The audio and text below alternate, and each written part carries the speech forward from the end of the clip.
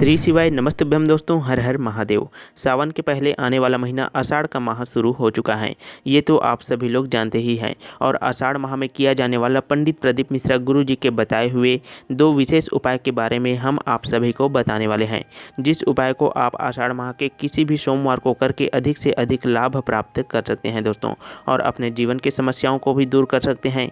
आप चाहे तो अपनी समस्या के अनुसार एक उपाय भी कर सकते हैं, और आप चाहे तो दोनों उपाय को आषाढ़ माह के किसी भी सोमवार को कर सकते हैं। और यह उपाय आप आषाढ़ महीने के किसी भी सोमवार को शुरू कर सकते हैं। और यदि आप किसी समस्या से परेशान हैं तो उस समस्या के निवारण के लिए कोई एक विशेष उपाय भी आप कर सकते हैं इन दोनों उपाय में से। ठीक है दोस्तों, तो चलिए दोस्तों हम समझते हैं पहले विशेष उपाय के बारे में आपको बताते हैं। दोस्तों, इस उपाय के लिए आपको मात्र 5 बेलपत्र की आवश्यकता पड़ेगी। ध्यान आपको इस बात का रखना है कि 5 बेलपत्र कहीं से भी कटे फटे नहीं होना चाहिए। बेलपत्र में कहीं पर भी छेद नहीं होना चाहिए, यानी कि आपको खंडित बेलपत्र इस उपाय के लिए नहीं लेना है। और आप इस उपाय को अपने त्वचा से संबंधित किसी भी प्रकार की रोग बीमारी को दूर करने के लिए भी कर सकते हैं। चाहे तो आप इस उपाय को अपने किसी भी प्रकार की मनोकामना की पूर्ति के लिए भी कर सकते हैं। गुरु जी ने इस प्रकार से इस उपाय के बारे में बताया है दोस्तों। अब दोस्तों, आप जैसे ही 5 बेलपत्र की व्यवस्था कर लेते हैं, उसके बाद में आपको एक तांबे के पात्र में अपने घर का शुद्ध जल भर लेना है। बस इतने से ही सामग्री आपको इस उपाय में उपयोग करना है। अब हम जान लेते हैं इस उपाय को आप आषाढ़ माह के सोमवार के दिन किस समय पर कर सकते हैं। तो आप इस उपाय को सुबह के समय जितनी जल्दी हो सके आप कर सकते हैं।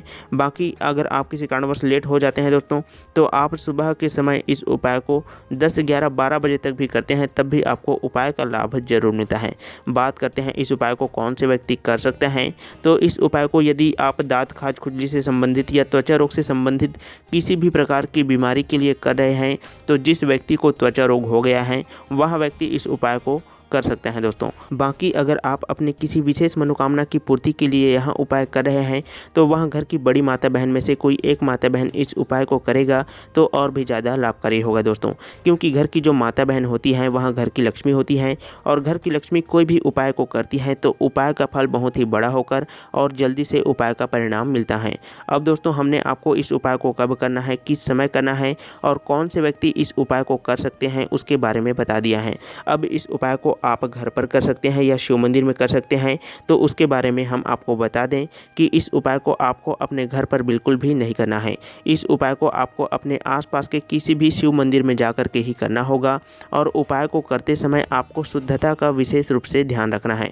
शुद्धता का मतलब है दोस्तों, सुबह के समय जैसे ही आप स्नान करते हैं उसके पश्चात आपके मन में किसी भी प्रकार की ईर्ष्या द्वेष नहीं होना चाहिए, किसी के प्रति लड़ाई झगड़े की भावना नहीं होना चाहिए। आपको उस सोमवार के दिन मन ही मन भोलेनाथ जी का स्मरण करते रहना है। अब दोस्तों, हम आपको उपाय को करने की विधि के बारे में अच्छे तरीके से बता देते हैं।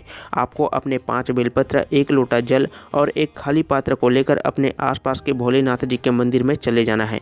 जैसे ही आप शिव मंदिर में पहुंचते हैं तो सबसे पहले आपको भोलेनाथ जी का दर्शन कर लेना है, और उसके बाद में मंदिर में उपस्थित जितने भी देवी देवता विराजमान हैं मंदिर में उनको प्रणाम कर लेना है, और उसके बाद में आपको भोलेनाथ जी का पूजन कर लेना है। उसके पश्चात अब आपको अपना उपाय शुरू करना है दोस्तों। आपको शिवलिंग के पास में जाकर बैठ जाना है, और आपने जो 5 बेलपत्र लेकर के आए हुए हैं उसको आपको एक कमल पुष्प के समान बना लेना है। उसके लिए आपको 5 बेलपत्र को एक एक करके फूलों के समान गोल घेरा बनाकर अपने हाथों में रख लेना है। अब उस कमल पुष्प को आपको माता अशोक सुंदरी जी वाले स्थान पर सबसे पहले आपको स्पर्श कराना है, और आपको अपनी मनोकामना को बोल देना है या अपनी समस्या को बोलना है। उसके पश्चात में उस कमल पुष्प को उठाकर आपको माता पार्वती जी के स्थान में स्पर्श करा देना है। उसके बाद में दोस्तों, उस कमल पुष्प को आपको शिवलिंग के ऊपर में आखिरी बार श्री शिवाय नमस्तुभ्यम मंत्र का जाप करते हुए समर्पित कर देना है, और आपको अपनी मनोकामना को बोल देना है। अब आप जैसे ही कमल पुष्प को शिवलिंग के ऊपर में समर्पित कर देते हैं, उसके बाद में आपको अपने खाली पात्र को जलाधारी के सामने में रख देना है। शिवलिंग के जलाधारी के सामने में आपको रख देना है, और जो 1 लोटा जल आपने लेकर के आए हुए हैं उसको आपको उस कमल पुष्प के ऊपर धीरे धीरे करके समर्पित कर देना है। बस इतना सा ही उपाय करने के बाद में आपको भोलेनाथ जी से प्रार्थना कर लेना है और उस कमल पुष्प को आपको वापस उठा लेना है और जो जल इकट्ठा हुआ है खाली पात्र में उसको भी आपको वापस उठा करके आपको अपने घर पर आ जाना है। अब आपको उस 5 बेलपत्र के कमल पुष्प का आपको सेवन करना है और उसके पश्चात में आपको भोलेनाथ जी के चढ़े हुए जल का सेवन करना है। आप चाहें तो 5 बेलपत्र को एक साथ एक ही दिन में सेवन करके जल को पी सकते हैं। यदि आप ऐसा नहीं कर सकते हैं, आपको कोई परेशानी है बेलपत्र का सेवन करने में, तो आप बेलपत्र को सुखाकर उसका चूर्ण बना करके बाद में भी उसका सेवन कर सकते हैं और उसके बाद जल का आचमन कर सकते हैं। दोस्तों, इस उपाय को गुरुजी ने आषाढ़ माह के सोमवार से शुरू करने के बाद लगातार 11 सोमवार या 21 सोमवार करने के लिए कहा है। यदि आपको 11 सोमवार के पश्चात परिणाम दिखाई देने लगे, आपकी समस्याएं दूर होने लगे, तो आप 11 सोमवार के बाद में उपाय को बंद कर सकते हैं, नहीं तो आप 21 सोमवार तक करके अपने समस्याओं को दूर कर सकते हैं। अब दोस्तों, हम आषाढ़ माह के सोमवार में किया जाने वाला दूसरे विशेष उपाय के बारे में आपको बताते हैं। हिडिंबेश्वर महादेव के नाम से इस उपाय को किया जाता है। आप इस उपाय को अपने विवाह से संबंधित समस्याओं को दूर करने के लिए कर सकते हैं। जैसे कि आपका विवाह लगातार बहुत दिनों से संपन्न नहीं हो रहा है या आपका उम्र बहुत ज़्यादा हो गया है जिसके कारण आपका विवाह नहीं हो रहा है, तो ऐसी कई समस्याओं के लिए आप यहाँ उपाय कर सकते हैं। गुरुजी ने इस उपाय के बारे में एक छोटा सा कहानी बताया है जिसे हम आपको बता देते हैं। गुरुजी ने हिडिंबा की एक कहानी सुनाई है दोस्तों, जिसमें हिडिंबा भगवान भोलेनाथ जी को प्रतिदिन प्रसन्न करने के लिए रोज एक नियम बना लिया था। वहाँ प्रतिदिन 7 वृक्ष की पत्तियाँ लाती और भगवान भोलेनाथ जी को उनके मंत्रों का जाप करके समर्पित कर देती थी, जिसे देखकर भगवान भोलेनाथ जी बहुत ही प्रसन्न हो गए और उनका विवाह 5 पांडवों के भाई भीम से कराया। तो आप भी भगवान भोलेनाथ जी की कृपा प्राप्त करना चाहते हैं तो आपको एक नियम बना लेना है कि प्रत्येक माह में आने वाली प्रदोष की तिथि या मासिक शिवरात्रि या सोमवार के दिन आप भगवान भोलेनाथ जी को 7 अलग अलग वृक्ष की पत्तियों को आपको उनके मंत्रों का जाप करके समर्पित कर देना है। 7 वृक्ष की पत्तियां आप उन वृक्ष की पत्तियां को ले सकते हैं जिसे आप भगवान भोलेनाथ जी को अर्पित कर सकते हैं। जैसे कि आप आम का पत्ती ले सकते हैं, पीपल की पत्ती ले सकते हैं, बरगद, बेलपत्र, शमीपत्र, आंकड़े का पुष्प और धतूरा, इन वृक्षों की पत्तियों को लेकर भी आप लोग इस विशेष उपाय को कर सकते हैं और अपने विवाह संबंधी समस्याओं को भी दूर कर सकते हैं। गुरुजी ने इस उपाय को 5 बार करने के लिए कहा है। जैसे आप उपाय को किसी भी सोमवार को शुरू करते हैं तो लगातार 5 सोमवार तक आपको यहाँ उपाय करना है।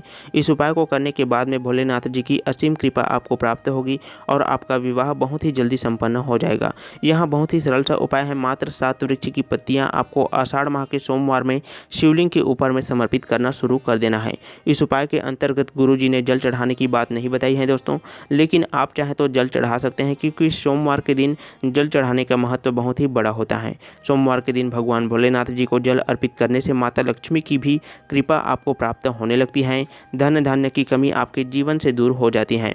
दोस्तों, इस वीडियो में हमने आपको 2 बहुत ही सरल से उपाय बताए हैं। यदि उपाय को करते समय कोई छोटी मोटी गलती हो जाता है तो उसे भगवान भोलेनाथ जी नज़रअंदाज कर देते हैं और यदि आपने भगवान भोलेनाथ जी के कोई भी उपाय को किए हैं और आपको अभी तक कोई भी लाभ नहीं मिला है तो आप भगवान भोलेनाथ जी के मंत्रों का जाप करते रहें, मन ही मन उनके नाम जप करते रहें। दोस्तों, किसी भी काम को करते समय मन ही मन भगवान भोलेनाथ जी का स्मरण आपको करते रहना है। भगवान भोलेनाथ जी इतने दयालु होते हैं कि वह आपके जीवन के समस्याओं को थोड़ा लेट ही सही लेकिन दूर कर ही देते हैं। दोस्तों, यदि आप भगवान भोलेनाथ जी के उपाय को करते हैं और उनसे जुड़े रहना चाहते हैं तो आप हमारे चैनल को सब्सक्राइब जरूर करें, क्योंकि हम भगवान भोलेनाथ जी के नए नए उपाय के बारे में आपको बताते रहते हैं और उपाय को करने की विधि क्या है, सही समय कौन सा है, इन सब की जानकारी हम आपको अपने वीडियो के माध्यम से देते हैं। बाकी दोस्तों, भगवान भोलेनाथ आपके सभी समस्याओं को दूर करें, इसी मनोकामना के साथ में इस वीडियो को यहीं पर समाप्त करता हूँ। आप सभी को श्री शिवाय नमस्तुभ्यम, हर हर महादेव।